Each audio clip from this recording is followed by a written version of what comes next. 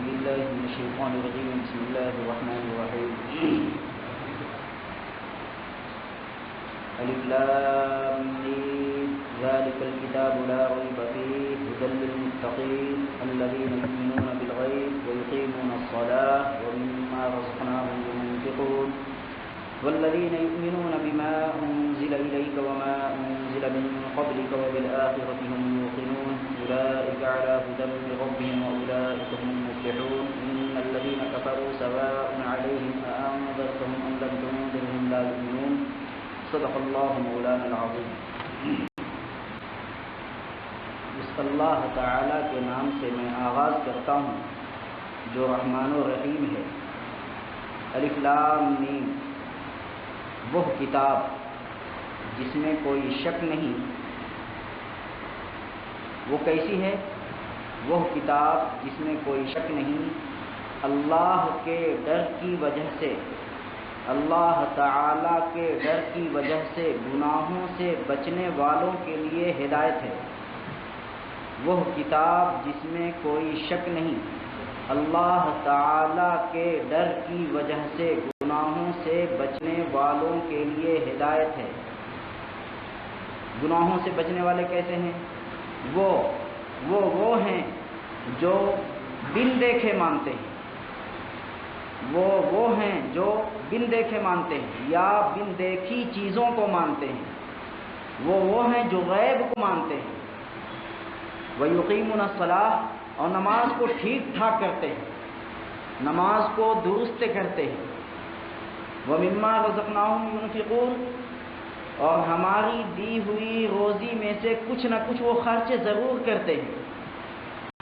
والذین یؤمنون بما انزل الیک وما انزل من قبلک، اور وہ ہیں جو آپ پہ اتاری ہوئی کتاب کو بھی مانتے ہیں اور آپ سے پہلے جو بھی کتابیں اتاری گئیں سب کو مانتے ہیں، ماننے میں فرق نہیں کرتے.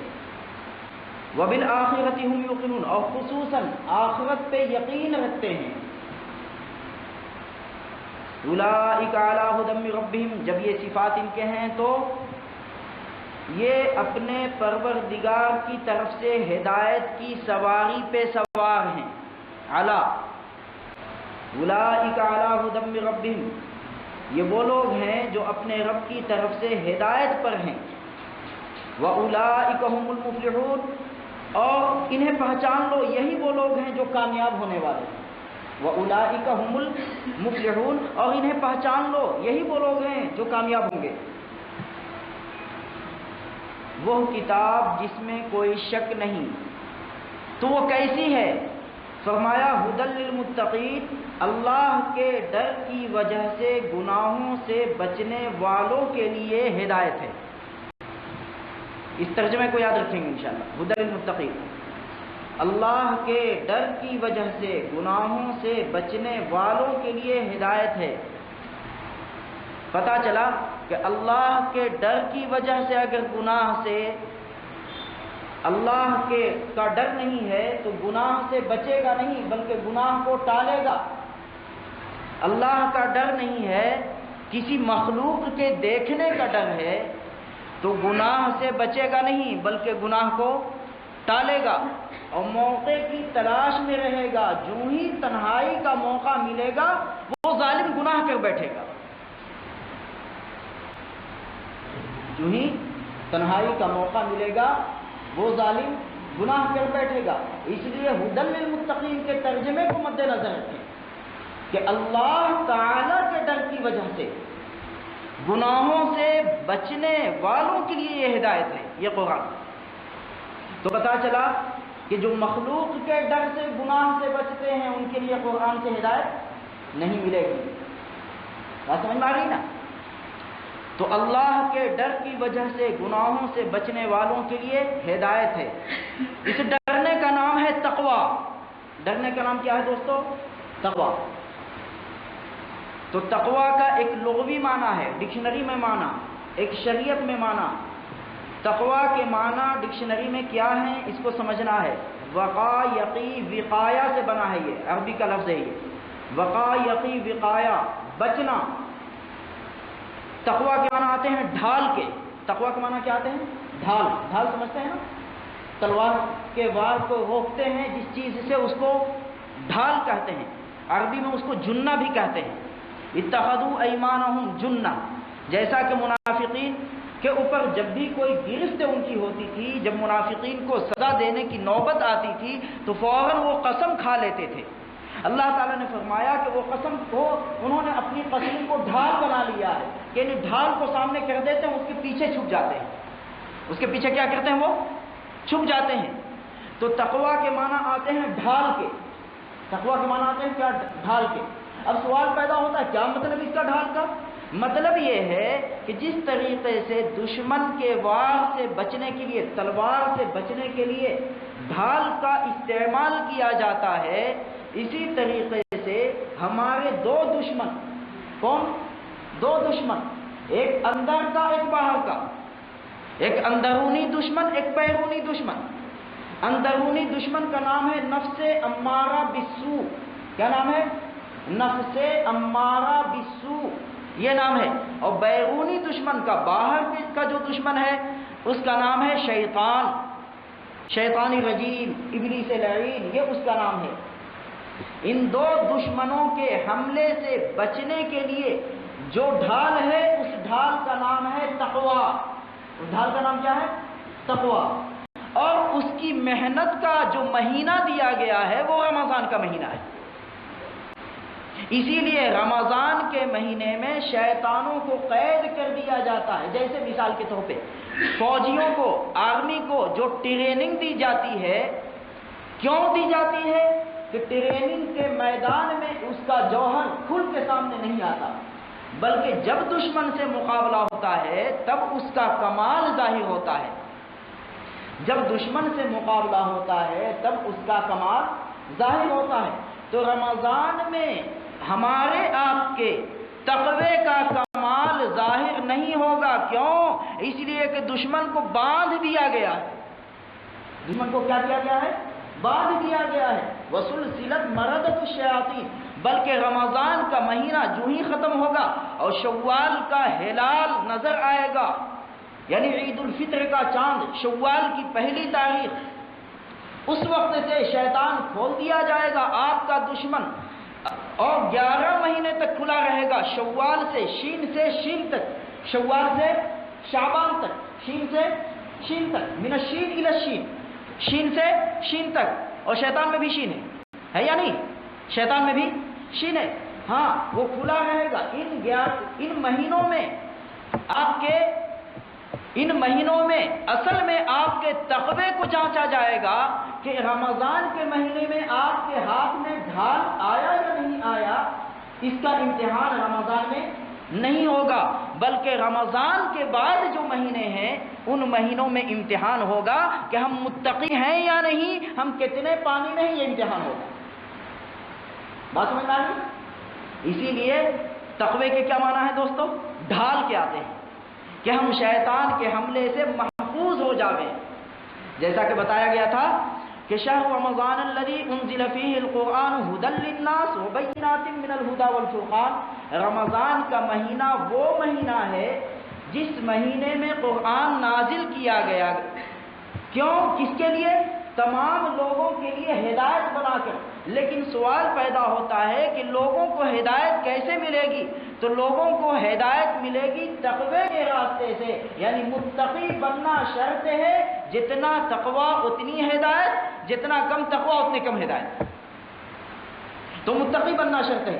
تو رمضان کے مہینے میں روزہ جو فرض کیا گیا ہے اس کا مقصد اللہ تعالیٰ نے بیان فرمایا لعلکم تتقون، تاکہ دشمنوں سے، نفس اور شیطان کے حملوں سے بچنے کے لیے تمہارے ہاتھ میں ڈھال آ جائے، یعنی تقوی آ جائے. اس لیے اللہ تعالیٰ سے دعا کیا کیجیے کہ اللہ رمضان کا مہینہ کے مہینے میں جو روزہ آپ نے فرض کیا ہے اس کا مقصد آپ نے خود متعین کر دیا ہے کہ ہم متقی بنانا چاہتے ہیں. تو اے اللہ، ہم خود سے متقی نہیں بن سکتے، خدا کے بنانے سے متقی بن سکتے ہیں، خود کے بننے سے متقی نہیں بن سکتے. تو اے خدا، آپ ہمیں خود متقی بنا دیجیے. یہ اللہ تعالیٰ سے دعا کریں گے نا انشاءاللہ. تو یہ تقویٰ ہے جس کے اندر یہ تقویٰ پیدا ہو گیا. کلام پاک میں وعدہ ہے، اللہ خبر دے رہے ہیں کہ ھدی للمتقین، اس کو ہدایت مل کے رہے گی. اگر تقویٰ پیدا نہیں ہوا اور گناہ سے نہیں بچے اللہ کے ڈر کی وجہ سے، تو اسے ہدایت نہیں ملے گی.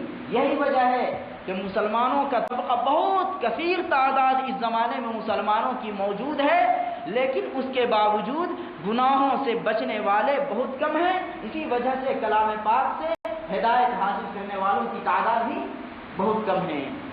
بات سمجھ میں آ رہی ہے؟ اب سوال پیدا ہوتا ہے کہ اللہ کے ڈر کی وجہ سے گناہوں سے بچنا، کیا اس کی کوئی مثال ہے؟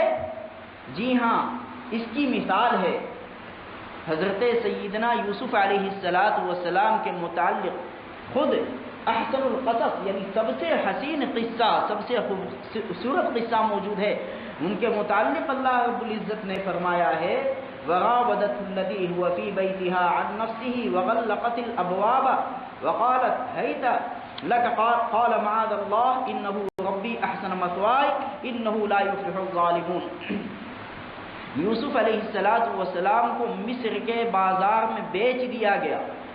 مصر کے وزیر نے، جس کو عزیز مصر کہتے ہیں، عزیز مصر نے خریدا، اپنی اہلیہ کے حوالے کر دیا، یہ کہتے ہوئے اکرمی مثواہ عسى ان ينفعنا او نتخذه ولدا، کہ اس کو ذرا باعزت انداز میں رکھنا، بہت ہی قیمتی جوہر ہے، ہو سکتا ہے یہ ہمارے کام آ جاوے مستقبل میں، یا ہم اس کو اپنا بیٹا بنا لیں. وَكَذَلِكَ مَكَّنَّا لِيُوسُفَ فِي الْأَرْضِ، اس طرح ہم نے یوسف کو سرزمین مصر میں ایک ٹھکانہ دے دیا. وَلِنُعَلِّمَهُ مِن تَأْوِيلِ الْأَحَادِيثِ، اور یہ بھی مقصد تھا کہ ہم ان کو باتوں کی تعبیر یعنی خوابوں کی تعبیر سکھلاویں. وَاللَّهُ غَالِبٌ عَلَىٰ أَمْرِهِ، اور اللہ اپنے فیصلے پہ غالب ہے، جس چیز کا فیصلہ کر دیتا ہے اس فیصلے کو کوئی رد نہیں کر سکتا. لیکن اکثر لوگوں کو اللہ کے فیصلے کا علم نہیں ہے. وَلَمَّا بَلَغَ أَشُدَّهُ، جب وہ اپنی بھرپور جوانی کو پہنچے، آتیناہ حکما و علما، ہم نے ان کو حکمت سے بھی نوازا، علم سے بھی نوازا. وکذالک نجزی المحسنین، چونکہ وہ محسن تھے اور محسن کو ہم بھولتے نہیں، ایسا ہی بدلہ دیا کرتے ہیں. وراودته التي هو في بيتها عن نفسه، وہ عورت جس کے گھر میں آپ ٹھہرے ہوئے تھے، اس نے بار بار گناہ کی دعوت دی، بار بار گناہ کی دعوت دی، اور گناہ کے سارے اسباب اس نے جمع کر لیے. میں تقوی کی مثال پیش کر رہا ہوں آپ لوگوں کو کہ ھدی للمتقین کا کیا ترجمہ میں نے بتایا. اللہ تعالی کے ڈر کی وجہ سے گناہوں سے بچنے والوں کے لیے ہدایت ہے. اس ترجمہ کو یاد رکھیں گے تو انشاءاللہ پوری زندگی جو ہے نا پھر سوال کرنے کی ضرورت اس کے متعلق پیش انشاءاللہ نہیں آئے گی. کیا کہا؟ وغلقت الابواب، اور دروازوں کو، دروازہ کو نہیں، ایک نہیں، دروازوں کو بند کر دیا.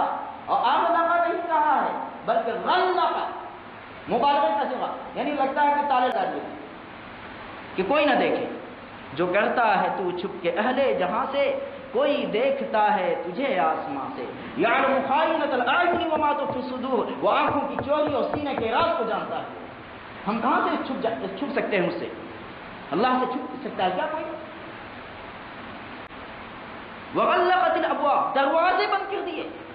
وقالت ہیت لک، اور کہا کہ آؤ گناہ کی دعوت دے رہی ہے. قال معاذ اللہ، فوراً کہا اللہ کی پناہ. کیا کہا؟ معاذ اللہ، اللہ کی پناہ. فوراً جیسی ہی معصیت کی دعوت دی ویسی ہی فوراً زبان پہ کیا آیا؟ اللہ کی پناہ. یعنی یوسف کا کمال نہیں ہے اگرچہ وہ نبی ہیں. لولا برہان ربی، اگر اللہ کسی آدمی کو گناہ سے نہ بچائے تو وہ خود سے نہیں بچ سکتا، اس لیے فوراً کہا معاذ اللہ. جیسا کہ حدیث میں آتا ہے کہ قیامت کے دن تدنی الشمس من الارض بمقدار میل، قیامت کے دن سورج زمین سے 1 میل کے فاصلے پہ ہوگا. کتنے فاصلے پہ ہوگا دوستو؟ 1 میل کے فاصلے پہ. اور میں بتا دوں کہ شارحین حدیث اس حدیث کا مطلب لکھنے میں پریشان ہے کہ 1 میل کا مطلب کیا ہے. آیا وہ آنکھوں میں جو سرما لگاتے ہیں نا جس سے، وہ اس کو بھی میل کہتے ہیں عربی میں، وہ میل مراد ہے یا وہ 1.5 کلومیٹر کا 1 میل مراد ہے؟ کیا ہے اللہ بہتر جانتا ہے. کہا کہ 1 میل کے فاصلے پہ ہوگا اور لا ترا فیہا عوجا ولا امتا، زمین میں کوئی سر چھپانے کی جگہ نہیں ملے گی، وَإِنَّا لَجَاعِلُونَ مَا عَلَيْهَا صَعِيدًا جُرُزًا، زمین پہ جتنی بھی سر چھپانے کی جگہ ہوں گی اللہ رب العزت کاٹ چھاٹ کر کے زمین کو چٹیل میدان بنا دیں گے، بے صدا ہو جائے گا یہ ساز ہستی ایک دن، اور سورج اور انسانوں کے بیچ میں کوئی حجاب نہیں ہوگا، کوئی پردہ نہیں ہوگا۔ اس وقت سورج کی روشنی 70 گنا، گرمی 70 گنا زیادہ کر دی جائے گی۔ کتنی؟ 70 گنا زیادہ کر دی جائے گی۔ اس وقت لوگ اپنے اپنے گناہوں کی مقدار سے پسینے میں ڈوبے ہوئے ہوں گے۔ حدیث میں آیا ہے کہ کوئی ٹخنے تک، کوئی گھٹنے تک، کوئی کمر تک، یہاں تک کہ کوئی گلے تک جو ہے نا پسینے میں ڈوبا ہوا ہوگا، کوئی اس میں تیر رہا ہوگا، کوئی جل رہا ہوگا، گھوم رہا ہوگا۔ جی ہاں، یہ کیفیت ہوگی۔ اس دن اللہ رب العزت عرش کے سائے میں یا اللہ اپنے سائے میں جگہ دیں گے 7 طرح کے آدمیوں کو۔ اس میں ایک وہ آدمی بھی ہے جس کو کسی خوبصورت دولت مند خاتون نے گناہ کی دعوت دی اور اس نے یہ کہا انی اخاف اللہ، مجھے اللہ سے ڈر لگتا ہے، اللہ کے ڈر کی وجہ سے میں گناہ نہیں کر سکتا۔ اس دن اس کو بھی جگہ ملے گی۔ اسی لیے نظر کی حفاظت کرو ورنہ گناہ میں مبتلا ہو جاؤ گے۔ نظر کا فرق ہے، نظر اٹھا لی دعا بن گئی، نظر کا فرق ہے، نظر اٹھا لی دعا بن گئی، نظر جھکا لی حیا بن گئی، نظر ترچھی کر لی ادا بن گئی، اور نظر سیدھی کر لی سزا بن گئی۔ نظر سیدھی نہیں کرنی، نظر کی حفاظت کرنی ہے، جیسے صحابہ حفاظت کیا کرتے تھے۔ ہمیں متقی بننا ہے، ہمیں فاسق و فاجر نہیں بننا۔ ہمیں کیا بننا؟ متقی بننا ہے۔ کیوں؟ اللہ نے قید لگا دی ہے، ٹھیک ہے قرآن ہدایت ہے، لیکن کس کے لیے؟ کہا کہ متقی کے لیے۔ اگر تم متقی نہیں ہو اور گناہوں سے نہیں بچتے تو تمہیں ہدایت نہیں ملے گی، اور دنیا کی کوئی طاقت تمہیں ہدایت نہیں دے سکتی۔ تو میرے دوستو، وہ نوجوان، اس آدمی کو بھی اللہ عرش کے سائے میں جگہ دیں گے جو اللہ کے ڈر کی وجہ سے اس نے اس خاتون کی دعوت کو ٹھکرا دیا ہے۔ ایسا ایمان، ایسا یقین، ایسا تقویٰ ہم نے پیدا کرنا ہے انشاءاللہ۔ تو کیا کہا؟ فوراً یوسف علیہ السلام نے، گناہ کی دعوت دی گئی، معصیت کی دعوت دی گئی، فوراً کہا معاذ اللہ، اللہ کی پناہ۔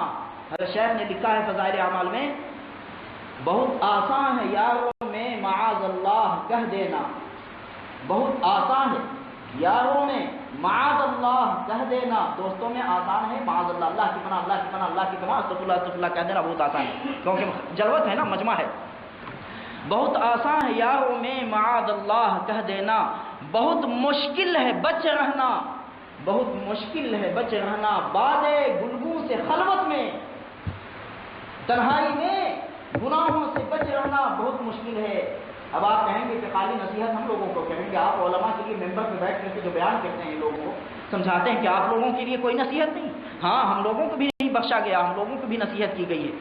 واعظہ کی جلوہ بر محراب و ممبر می کنند، چون بخلوت می روند آکار دیگر می کنند۔ واعظ کہنے والے، تقریر کرنے والے اور تفسیر کرنے والے جو یہ ممبر و محراب کے اوپر بیٹھ کر کے یہ بیان کرتے ہیں، چون بخلوت می روند، جب یہ تنہائی میں اور خلوت میں جاتے ہیں تو ان کا بیان کیسے بدل جاتا ہے، ان کے اعمال کیسے بدل جاتے ہیں۔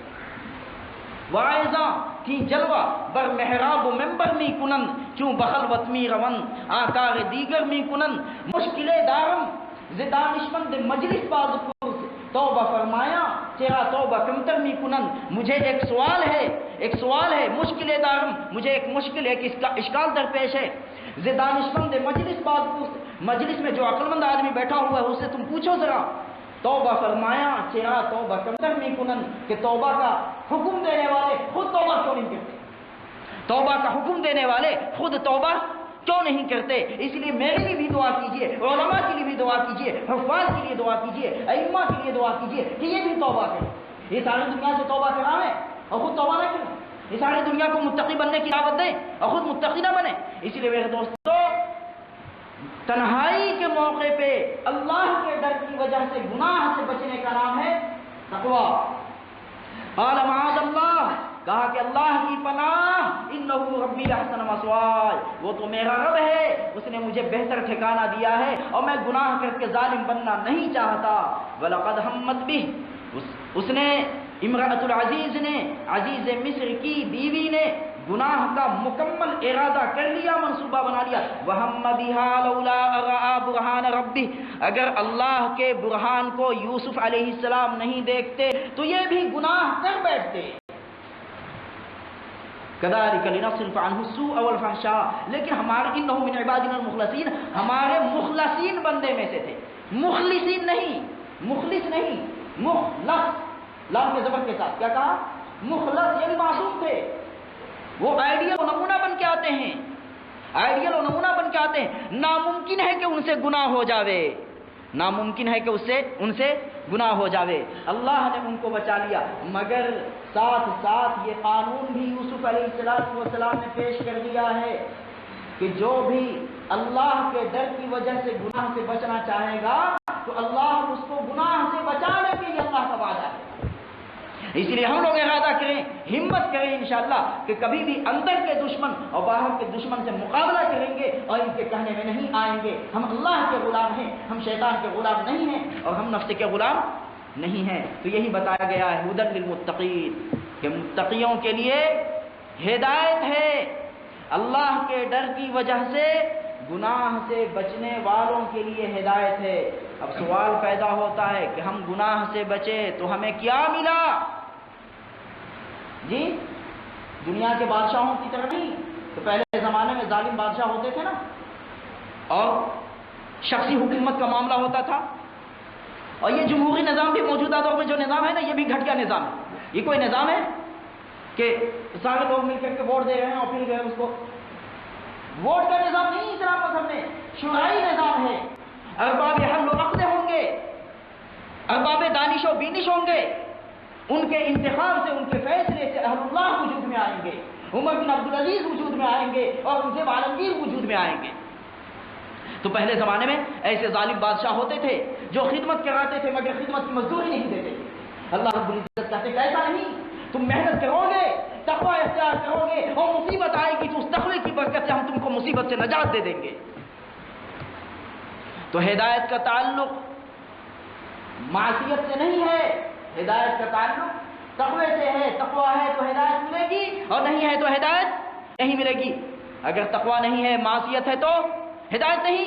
معصیت کے ساتھ ہدایت جمع نہیں ہوتی، معصیت اور گناہ کے ساتھ مصیبت جمع ہوتی ہے۔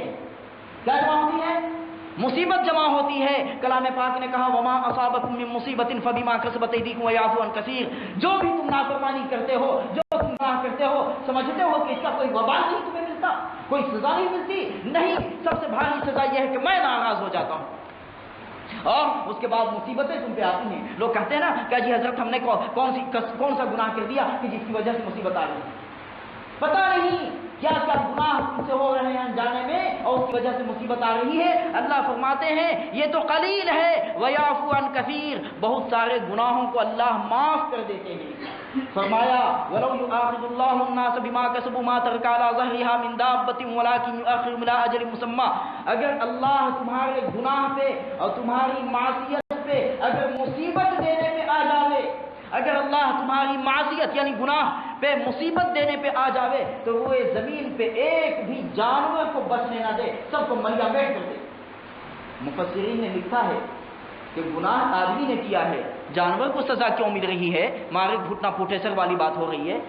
اس کا جواب دیا ہے مفسرین نے، اس کی وجہ یہ ہے کہ اللہ رب العزت غصے میں بھی انسان کی اہمیت و عظمت کو بتا رہے ہیں کہ تم مخدوم کائنات ہو، ساری کائنات کے مخدوم ہو، تمہارے صدقے میں اللہ نے جانور بنائے ہیں، تمہارے صدقے میں اللہ نے کائنات کا نظام چلایا ہے، جانور پیدا کیے تیری وفا کے واسطے، چاند سورج اور ستارے ہیں ضیاء کے واسطے، کھیتیاں سرسبز سے ہیں تیری رضا کے واسطے، کل جہاں تیرے لیے اور تو خدا کے واسطے، کل جہاں تیرے لیے اور تو خدا کے واسطے، کہ اگر تو ہی نہیں رہے گا تو یہ جانور کیا کریں گے؟ جانور کو بھی اللہ ختم کر دیں گے، یہ اس کائنات کو اللہ ختم کر دیں گے۔ کہیں ممکن ہے کہ ساقی نہ رہے، جام رہے، پلانے والا نہ رہے تو پیالے کیا سناتے رہیں گے؟ جی ہاں، اس میں بھی عزت بتائی گئی ہے۔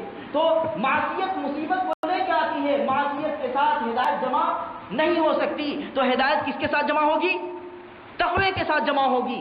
اور تقوی کا معنی میں نے بتایا، اللہ تعالیٰ کے ڈر کی وجہ سے گناہوں سے بچنے کا نام ہے تقوی، اور اس کی پہچان ہے تنہائی۔ اس کی پہچان کیا ہے؟ تنہائی۔ کیوں؟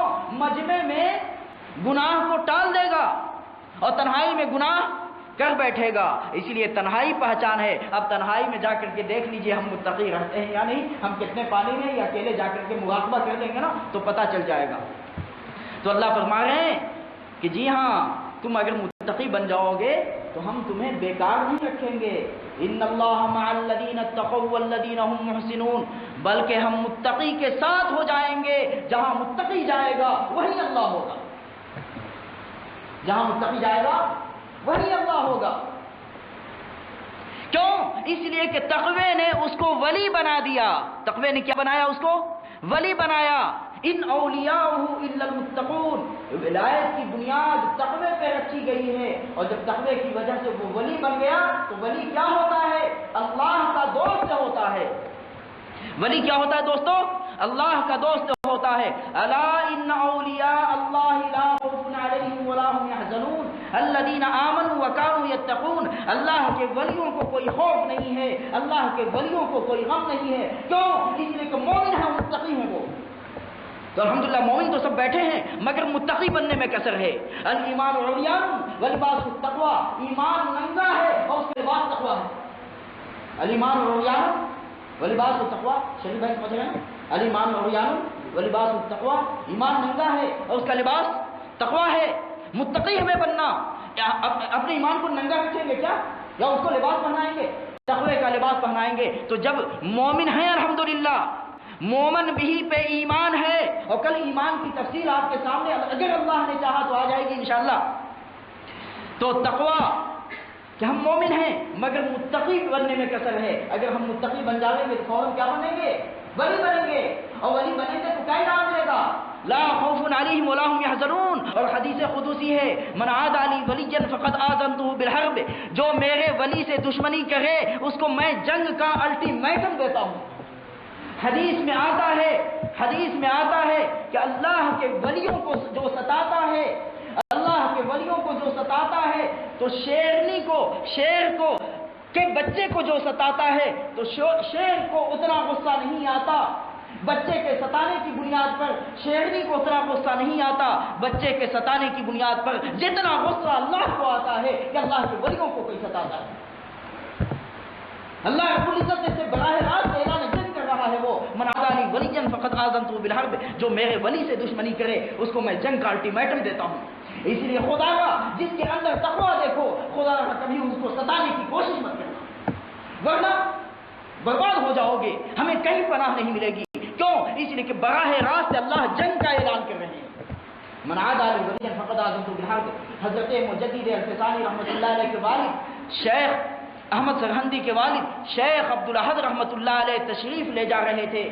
ایک عورت حضرت کے گھر والوں سے بہت جلتی تھی، بہت دشمنی کرتی تھی، حضرت برداشت کرتے تھے، مریدوں کے ساتھ چلے جا رہے تھے۔ ایک کنویں پہ وہ موجود تھی، وہ عورت کنویں سے پانی کھینچ رہی تھی، کنویں سے وہ عورت پانی نکال رہی تھی، اور پانی نکالتے نکالتے اس نے حضرت کو گالی دینا شروع کیا۔ جیسی حضرت کو گالی دی تو حضرت نے اپنے شاگردوں سے یہ کہا کہ جاؤ اور جا کر کے فوراً اس عورت کو ایک تماچا لگاؤ۔ کیا کہا؟ جاؤ اور جا کر کے فوراً اس عورت کو ایک تماچا لگاؤ۔ آپ کہیں گے کہ اللہ کے ولی تھے، اور اللہ کے ولی کے بارے میں حدیث میں اللہ کے نبی کے بارے میں آتا ہے کہ منتقم رسول اللہ صلی اللہ علیہ وسلم لنفسہ قط، کہ رسول اللہ صلی اللہ علیہ وسلم نے کبھی اپنی ذات کا بدلہ کسی سے نہیں لیا۔ تو یہ تو ولی تھے، نبی کے نقش قدم پہ چل کر کے ولی بنے تھے، یہ کیسے بدلا لے رہے ہیں؟ لیکن ابھی جلدی مت کرو، آگے سنو کیا ہوتا ہے۔ حضرت نے اپنے مریدین سے اور شاگردوں سے کہا کہ جاؤ اور جا کر کے ایک تماچا زور سے لگاؤ، لیکن مریدین نے کہا کہ حضرت آپ نے ہمیشہ صبر کی تلقین کی ہے، آپ نے ہمیشہ برداشت کی دعوت دی ہے، آپ نے ہمیشہ حلم کی اور بردباری کی دعوت دی ہے، آج آپ کا غصہ آپ سے باہر کیسے ہو گیا؟ آپ تو خود ہی کہا کرتے تھے وعزت للمتقین کہ جنت متقیوں کے لیے بنائی گئی ہے. آپ اس کی تشریح خود ہی کلام پاک سے کرتے ہیں. الذین ينفقون فی السراء والضراء, جو خوشحالی میں بھی خرچے کرتے ہیں اور جو بدحالی میں بھی خرچے کرتے ہیں. والکاظمین الغیظ, اور غصے کو پی جاتے ہیں. والعافین عن الناس, اور لوگوں کو معاف کر دیتے ہیں. واللہ یحب المحسنین, غصے کو پی جانا یہ احسان ہے, لوگوں کو معاف کر دینا یہ احسان ہے. لیکن اس کے باوجود آج آپ کی زبان سے ایسا جملہ کیسے نکل رہا ہے؟ الغرض شاگردوں نے بات نہیں مانی, شاگردوں نے بات نہیں مانی. کیوں؟ حضرت کے ساتھ رہتے رہتے صالح بن گئے تھے. اسی لیے اللہ نے کہا کہ اگر تم متقی بننا چاہتے ہو تو متقی کے پاس رہو. جب تاخیر کی تو وہ عورت اوندھے منہ کنویں میں گر گئی. وہ اوندھے منہ کہاں گری؟ کنویں میں گر گئی. فکبکبوا فیہا ھم والغاوون, کنویں میں گر گئی وہ. حضرت نے کہا تم لوگوں نے جان لے لی. کہا کہ حضرت ہم لوگوں نے جان لے لی. کہا کہ ہاں, جس وقت اس نے گالی دی, جس وقت اس عورت نے مجھے گالی دی, میں نے دیکھا کہ آسمان سے عذاب کے فرشتے اترنے لگے. اللہ اکبر. نگاہ مرد مومن سے بدل جاتی ہیں تقدیریں, جو ہو ذوق یقین پیدا تو کٹ جاتی ہیں زنجیریں. علامہ اقبال کے بقول. کہا کہ میں نے دیکھا کہ آسمان سے اللہ کا غضب فرشتوں کی شکل میں اتر رہا ہے. اور خبر اسی لیے میں نے کہا کہ اگر تم بدلہ لے لو گے تو اللہ بدلہ نہیں لیں گے. تم بدلہ لے لو گے تو اللہ بدلہ نہیں لیں گے. لیکن تم نے بدلہ لینے میں دیر کر دیا, اسی لیے اللہ نے اسے بدلہ لے لیا اور اس کے اوندھے منہ کنویں میں ڈال دیا. کیوں؟ اس لیے کہ اللہ کے وہ ولی تھے. اور کیوں ولی تھے؟ اس لیے کہ متقی تھے. جو متقی ہوتا ہے وہ ولی بنتا ہے. جو ولی بنتا ہے اس کے ذمہ دار کون ہوتے ہیں دوستو؟ اللہ ہوتے ہیں. اس کو ایک مثال سے سمجھو. مثال کیا؟ اسی آیت کی تفسیر کی ہے مولانا جلال الدین رومی رحمۃ اللہ علیہ نے مثنوی شریف میں. اس واقعے کو سناتا ہوں اور میں بات ختم کرتا ہوں انشاءاللہ. عجیب و غریب اس کو سمجھایا حضرت نے کہ اللہ کے ولی کیسے ہوتے ہیں.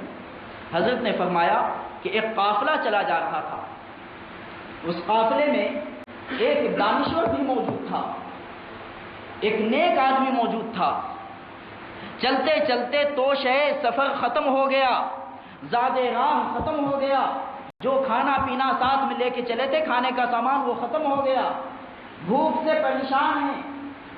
اور جب آدمی مضطر ہو جاتا ہے, مخمصہ کی کیفیت پیدا ہو جاتی ہے, اس وقت کیا ہوتا ہے؟ ناجائز کو بھی اللہ جائز کر دیتے ہیں. جیسا کہ کلام پاک میں موجود ہے. حرام چیزوں کا تذکرہ کرنے کے بعد اللہ نے ایک تھیوری, ایک ضابطہ, ایک قانون بنایا. وہ قانون کیا ہے؟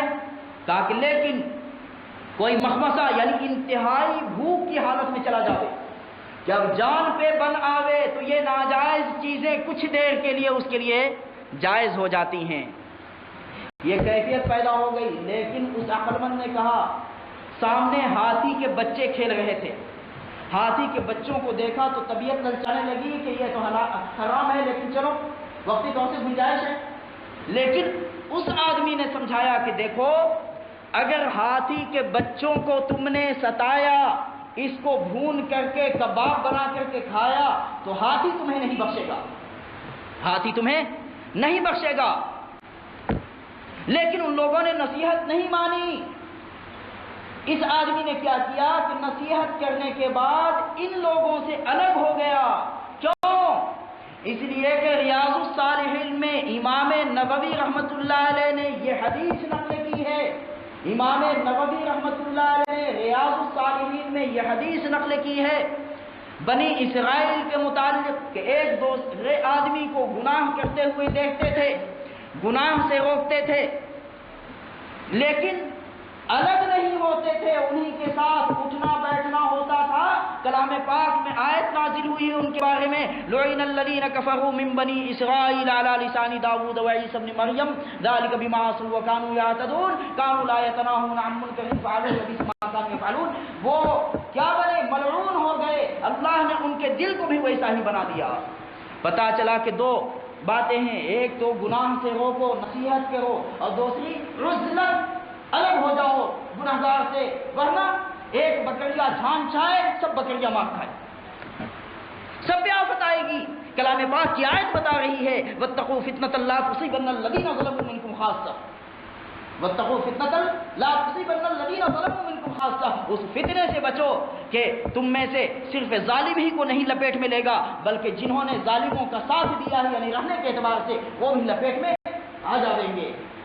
تو فوراً الگ ہو گیا وہ نصیحت کر کے، ایک درخت کے نیچے جا کر کے لیٹ گیا اور یہ سب بچوں کو، ہاتھی کے بچے کو کھا کر کے مزے سے جو ہے سو گئے۔ ادھر سے ہاتھی آیا، ہاتھی نے دیکھا کہ میرا بچہ نہیں ہے، دیکھا تو غصے سے آگ بگولا ہو گیا اور آتے ہی سب سے پہلے اس کے پاس گیا جو الگ تھلگ درخت کے نیچے لیٹا ہوا تھا لیکن بھوک کی وجہ سے اس کو نیند نہیں آ رہی تھی۔ آ کر کے ہاتھی نے اس کو سونگھا تو دیکھا کہ اس کے اندر سے گوشت کی خوشبو معلوم نہیں ہو رہی ہے۔ پھر سونگھا، پھر یہی سمجھا، 3 مرتبہ سونگھا، اس کے بعد پھر واپس آیا اور پورا قافلہ ایک جگہ سویا ہوا تھا، ایک ایک کر کے سونگھنا شروع کر دیا۔ سب کے اندر سے گوشت کی خوشبو آ رہی تھی، سونڈ میں لپیٹا ایک کو اٹھا کر کے زمین پہ دے مارا، اپنے قدموں تلے دبا دیا، سب کو ایک کنارے سے سب کو ختم کر دیا، سب کو ختم کر دیا۔ تو میرے دوستوں بزرگوں، مولانا روم رحمۃ اللہ علیہ نے اس مثال کو دے کر کے سمجھایا ہے حدیث قدسی کو۔ دیکھو ہاتھی کے بچے کو ان لوگوں نے ستایا، اس کے گوشت کو کھایا تو ہاتھی نے انتقام لیا۔ اس سے کہیں زیادہ اگر اللہ والوں کے گوشت کو تم کھاؤ گے اور تقوی والوں کو تم ستاؤ گے، اللہ کے ولیوں کو تکلیف پہنچاؤ گے تو اللہ تمہیں بھی نہیں بخشیں گے، اللہ تم سے بھی انتقام لے گے۔ کیوں؟ اس لیے کہ وہ اللہ کا ولی بن گیا ہے، اور جب ولی بن گیا تقوی کی وجہ سے تو اللہ اس کو علم لدنی بھی دیں گے، رزق لدنی بھی دیں گے، اللہ اس کے سارے مسئلے حل کر دیں گے۔ تقوی کے ہزاروں انعامات ہیں، انشاءاللہ العزیز موقع ملا کبھی تو میں 10 انعامات کلام پاک سے میں آپ کے سامنے پیش کروں گا۔ سب سے بھاری انعام آپ نے سن لیا کہ اگر تم ہدایت چاہتے ہو تو تمہیں متقی بننا شرط ہے، اس لیے انشاءاللہ آج سے کبھی گناہ کے پاس بھی نہیں جائیں گے انشاءاللہ۔ آنکھوں کو بھی بچائیں گے انشاءاللہ، کان کو بھی بچائیں گے، زبان کو بھی بچائیں گے، دل دماغ کو بھی بچائیں گے۔ جب دارالعلوم دیوبند کی بنیاد رکھی جا رہی تھی تو مولانا قاسم نانوتوی رحمۃ اللہ علیہ نے اعلان کیا کہ دارالعلوم دیوبند کی بنیاد ایسے آدمی کے ہاتھ سے رکھوا رہا ہوں کہ گناہ کرنا تو دور کی بات ہے، کبھی گناہ کا اس نے ارادہ ہی نہیں کیا ہے۔ کوئی عالم نہیں، کوئی عالم و ولی سے نہیں، بظاہر یعنی مطلب یہ کہ ایسا لگے کہ پوری دنیا میں ان کی ولایت کی شہرت ہو، نہیں، کوئی عالم نہیں، ایک عام آدمی، لیکن انہوں نے دارالعلوم دیوبند کی بنیاد رکھ دی۔ آج دارالعلوم دیوبند کا فیض پوری دنیا میں پھیلا ہوا ہے یا نہیں ہے؟ یہ تقوی کی برکت ہے۔ اس لیے اگر تقوی حاصل کرنا چاہتے ہو، اگر ہدایت حاصل کرنا چاہتے ہو تو تقوی حاصل کرنا ہوگا، ہوگا انشاءاللہ۔ اس کے لیے میں نے ترکیبیں بتائی آپ کو کہ آپ اللہ تعالیٰ سے دعا کیجئے، اے اللہ تو ہمیں متقی بنا دے، اگر تو چاہے تو ہم متقی بن جاویں، اگر تو نہیں چاہے تو ہم متقی نہیں بن سکتے۔ ہر نماز کے بعد اللہ تعالیٰ سے دعا کیجئے، اللہ تعالیٰ سے دعا ہے کہ اللہ عمل کی توفیق عطا فرمائے، آمین۔ اللهم انس وحشتي في قبري، اللهم ارحمني بالقرآن العظيم واجعله لنا اماما ونورا وهدى ورحمة۔ اللهم آنس وحشتنا في قبورنا، اللهم ارحمنا بالقرآن العظيم واجعله لنا إماما ونورا وهدى ورحمة، اللهم ذكرنا منه ما نسينا وعلمنا منه ما جهلنا وارزقنا تلاوته آناء الليل وآناء النهار واجعله لنا حجة يا رب العالمين، آمين۔ اللهم ارزقنا بالألف ألفة وبالباء بركة وبالتاء توبة وبالثاء ثوابا وبالجيم جمالا وبالحاء حكمة وبالخاء خيرا وبالدال دليلا وبالذال ذكاء وبالراء رحمة وبالزاء زكاة وبالسين سعادة وبالشين شفاء وبالصاد صدقا وبالضاد ضياء وبالطاء تراوى وبالظاء ظفرا وبالعين علما وبالغين غنى وبالفاء فلاحا وبالقاف قربة وبالكاف كرامة وباللام لطف وبالميم موعظة وبالنون نور وبالواو بصلة وبالهاء هداية وبالياء يقينا، اللهم انفعنا بالقرآن العظيم واهدنا بالآيات والذكر الحكيم، آمين۔ ربنا تقبل منا إنك أنت السميع العليم، سبحان الله وبحمده، سبحانك اللهم وبحمدك، أشهد أن لا إله إلا أنت